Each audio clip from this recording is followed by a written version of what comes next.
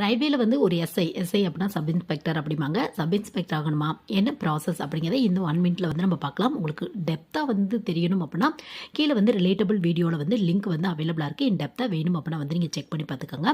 So first வந்து இதுக்கு ஒரு டிகிரி கம்ப்ளீட் பண்ணியிருக்கணும். எந்த டிகிரியா வேணாலும் இருக்கலாம். இந்த டிகிரிக்கு தான் ப்ரிஃபரன்ஸ், இவங்களுக்கு தான் ப்ரிஃபரன்ஸ், இன்ஜினியரிங் முடிச்சவங்க தான் ட்ரை பண்ணணும் அப்படிங்கிறதெல்லாம் எதுவுமே இல்ல. ஒரு ப்ராப்பரா ரெஜிஸ்டரான காலேஜ்லயோ, யூனிவர்சிட்டிலயோ ஒரு டிகிரி கம்ப்ளீட் பண்ணியிருக்கீங்க அப்படின்னா, கண்டிப்பா வந்து இந்த எக்ஸாம் வந்து ட்ரை பண்ணலாம்.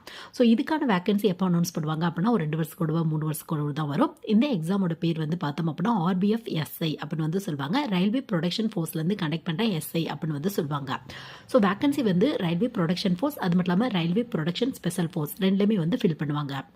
எக்ஸாம் பேட்டர்ன் பொறுத்தவரையும் ஆன்லைன் எக்ஸாம் இருக்கும். முக்கியமாக கம்யூனிகேஷனுக்கு இம்பார்ட்டன்ட் கொடுத்து டாப்பிக்லேருந்து கொஸ்டின்ஸ் வரும் உங்களுக்கு. இது மட்டும் இல்லாமல் வந்து பார்த்தோம் அப்படின்னா physical efficiency test, physical measurement test, இந்த மாதிரி சில ரவுண்ட்ஸ்லாம் இருக்கும்.